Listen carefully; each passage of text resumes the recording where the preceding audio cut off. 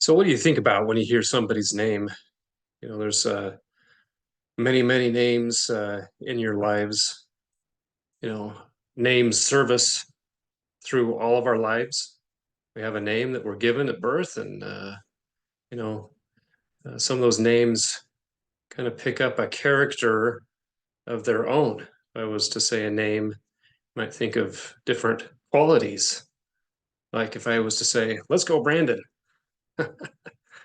or Karen, there are some qualities or some things that come to mind when you use even those names. But so I was in a webinar a few days ago for mortgage professionals, and there was a panel of people talking about mindset and different things. And one of the guys that had a great impact, I'd like to retell a story that Dale Vermillion told about an experience he had with an orphanage. And so this is a picture, uh, not exactly as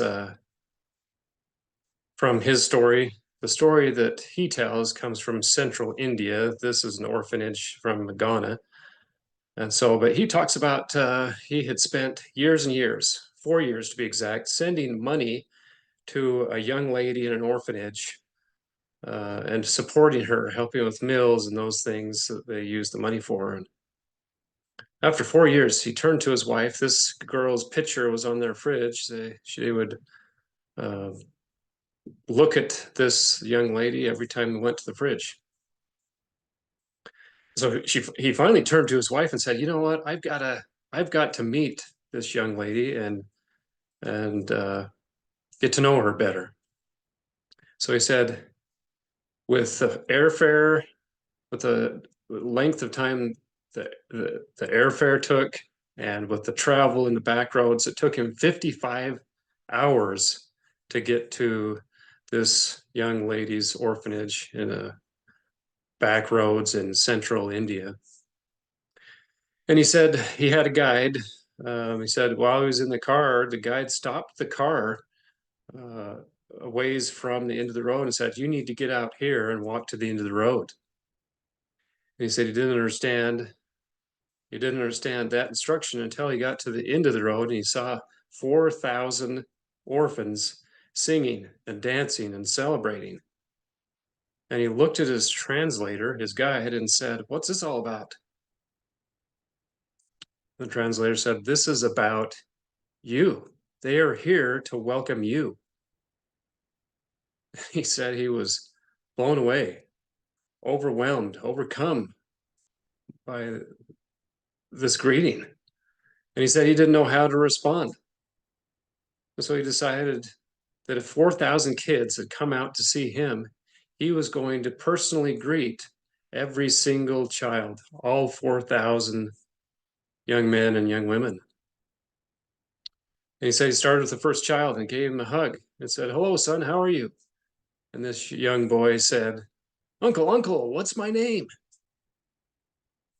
He said he didn't understand what was going on, didn't understand the question. But he said he went, and the young man said, "My name is Raja." And he went to the second child, and the same thing happened. And then the next child, the third child, and the fourth child. And he finally turned to his translator and he said, I don't understand. Why are they saying, "Uncle, uncle, what's my name?" They know that I don't know their names, that I don't know them. Why are they doing this?" And he said the translator's answer changed his life. And here's what he said. He said, "These are nameless, faceless orphans whose parents have either died or given them up. And the reason they're asking you to say their names is because they want to know they matter to you. They want to know they count." That summed up the translator's words, but he continued by saying, you can sum up life and human beings in one phrase. We all want to be known. And when everyone wants to know that we matter. And he continues by saying, this Dale Vermillion continues by saying, "We are all building a legacy. We are creating our legacy in every conversation, every interaction with every person you meet every day. So yeah, these orphans have been through very traumatic things in their lives. And the one thing they're left with is they want to be known, and they are known. They are known by God. He knows them. His love for them and for us exceeds our understanding. His love fulfills our greatest desire to be known by him, to be loved by him, to feel that love.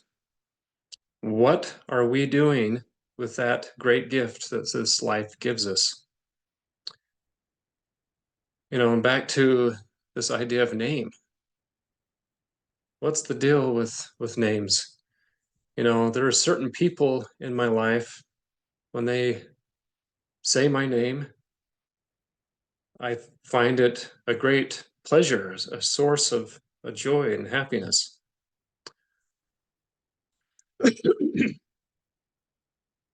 There's a guy that lived next door to me while I was growing up, an adult man that I thought was a very good man, and he raised a very good family. And he had a very unusual name. And I know that probably throughout most of his life, he was teased and he was poked fun at because of the name he had. It was almost kind of a feminine name. But I was talking to him one day, and he was talking about his name. And he said, when he met his wife, he knew he was going to marry her, and he knew the extent of her love for him because of the way she said his name.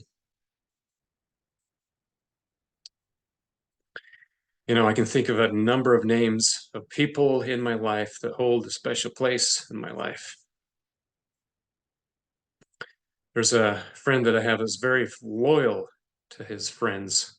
If I was to say something negative about one of his friends, he would immediately defend this person. Say, that's not my experience. This is how I see him.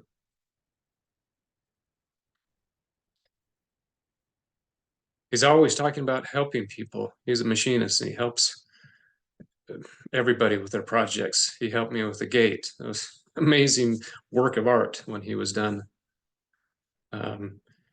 He visited with a friend that's been in jail for more than a year, and he visits him every single week or makes sure if one of his family members aren't there that he is there. There's another friend that I have that's very also hardworking, works 16 to 20 hours during the peak season for the service he provides. He provides so much value to his clients. He's willing to put in all the extra time, give it his personal touch. But beyond that, he has suffered so much because of the bad decisions of his children. And he has never lost faith in God or his trust, and never lost faith that his sons and daughters will eventually come to the light and change their lives. I have a third friend that has had a tremendous impact on my life that I will never forget. A friend that I would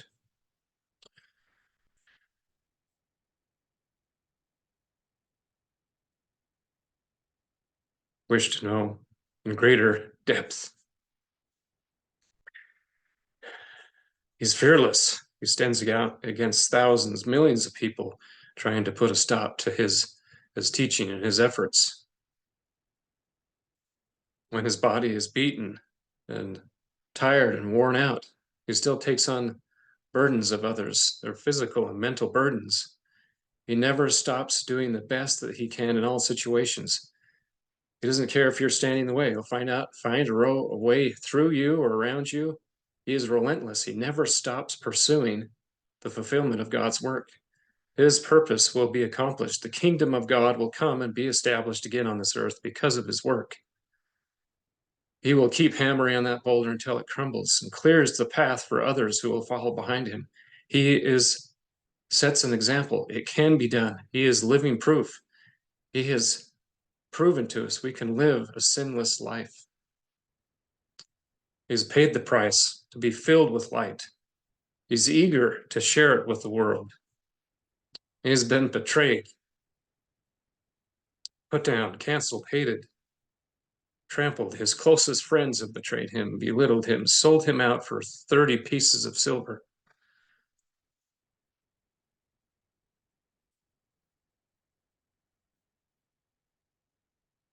They have thrown him aside as a thing of no value.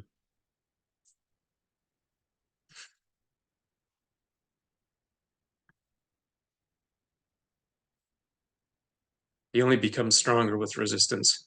He has freed captives. He has broken chains. He has given keys to those that are bound in chains, so they will be free. He is like a lion. He will not be silenced. He won't be defeated. He is everlasting. He is the way. He is a symbol of the best of mankind.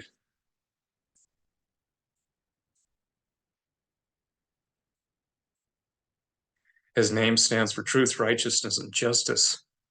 His words are like a two-edged sword, cutting false traditions, beliefs, and customs, cutting through sin, leading to a better way, leading to greater light and greater life. Even Bruce Wayne talks about him in Batman. He says, as a man, I am flesh and blood. I can be ignored. I can be destroyed. But as a symbol, I can be incorruptible. I can be everlasting. So how do people use your name? Do they use your name with examples from your life of courage and faith and love? Will your name be remembered in history? Are those names remembered in history, those that have been defeated and dishonored, and being those that are disobedient? No. The valiant, the courageous, the victorious, those who will not be defeated in the impossible odds will be remembered. Like the cry in wartime. I love the Lord of the Rings. Gimli, the little dwarf, said something very inspiring. In the face of all odds, he said, certainty of death, small chance of success. What are we waiting for? So do they repeat your name with love and respect or with hatred? How do you feel if someone forgets your name or if history has forgotten your name? How do you feel if you've been apart from someone for years and years and they approach you and say your name? How does that make you feel? Of course, you feel like you made a difference in their life. You were memorable. They didn't forget your name. 10 years, 20 years, 30 years could go by, and you would never forget this person's contribution to your life. It doesn't take much. The other day, I was communicating an email with a coworker, and she was talking about stresses at work. She was talking about a pregnancy that was having issues. And I kind of remembered that. Months went by. I hadn't talked to her, visited with an email, and a simple gesture. I asked her about her pregnancy and if she had a little one. And even through email, I could see the response. No, still pregnant for a few more months, but thanks for asking. Can you imagine if the Lord said your name when you meet him with love, respect, and appreciation for the things that you did in your life?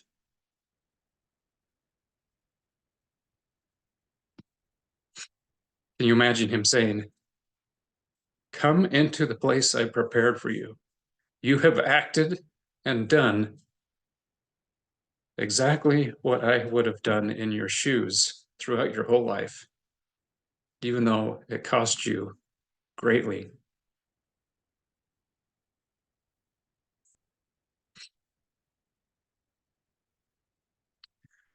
There is a name that symbolizes the best of all things, the best qualities that we can have. Whenever you see someone taking on the name of Christ, replace it with his character, Are you willing to take upon yourself his attributes, his character, his qualities, his actions, taking commands and instructions from him, regardless of how difficult? And there was a king in ancient America that gave a very powerful speech to a group of people. He was a very righteous king who didn't lay on his people taxes and burdens. He gave them ways to improve themselves. Matter of fact, the speech he gave was given to him by an angel, and it had such great, powerful effects on the people, they had no more desire to do evil. The story is told in the Book of Mormon, and his name was King Benjamin. And Mosiah 1:11 starts by saying, and moreover, I shall give this people a name, whereby they may be distinguished above all people which the Lord God hath brought out of the land of Jerusalem. And this I do because they have been a diligent people in keeping the commandments of the Lord. And I give unto them a name that shall never be blotted out, except it be through transgression. So in the subsequent chapters 2 through 4, King Benjamin gives a discourse, and you can read that. It's very powerful. But as a result of those teachings, in chapter 5, verse 1, King Benjamin says, and then when he had spoken to the people, he sent among them, desiring to know of his people if they believed the words which he had spoken unto them. And they all cried with one voice, saying, Yea, we believe all the words which thou hast spoken unto us, and also we know of their surety and truth, because the Spirit of the Lord omnipotent, which has wrought a mighty change in us, or in our hearts, that we have no more disposition to do evil, but to do good continually. And we ourselves also, through the infinite goodness of God and the manifestations of his Spirit, have great views of that which is to come, and we're expedient, we could prophesy all things. So the Spirit laid knowledge on them, they could prophesy of future events. And it is the faith which we had on the things which our King has spoken unto us that has brought us to this great knowledge, whereby we do rejoice with such exceedingly great joy. And we are willing to enter into a covenant, a promise with God to do his will, to be obedient to his commandments in all things, so he should command us all the remainder of our days, that we may not bring upon ourselves a never-ending torment, as has been spoken by the angel, that we may not drink out of the cup of wrath of God. And now these were the words King Benjamin desired of them. Wherefore he said unto them, Ye have spoken the words that I desired, and the covenant which ye have made is the righteous covenant. And now, because of the covenant which ye have made, ye shall be called the children of Christ, his sons and his daughters, called by his name. For behold, this day he has spiritually begotten you, and ye shall say in your hearts, ye are changed through faith on his name. Wherefore, you are born of him and become his sons and daughters. And under this head you're made free, and there is no other head whereby you may be free, and there's no other name given where salvation cometh. Wherefore I would that ye should take upon you the name of Christ. What does that mean? Our job is to take on the name of Christ and be saved. What does it mean to take on his name? Take on his character, his qualities, his attributes, his actions, all that he does. Do what he would do in all things, in all places, to become like him. For in the end, after this life, will we be greeted by thousands, millions that you have helped,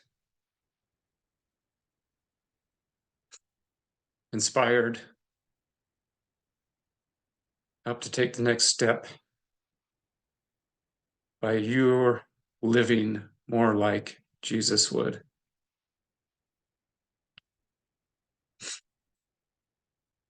For I was an hungered, and you gave me meat. I was thirsty, and you gave me drink. And I was a stranger, you took me in. Naked, and you clothed me. I was sick and you visited me. I was in prison and you came to me.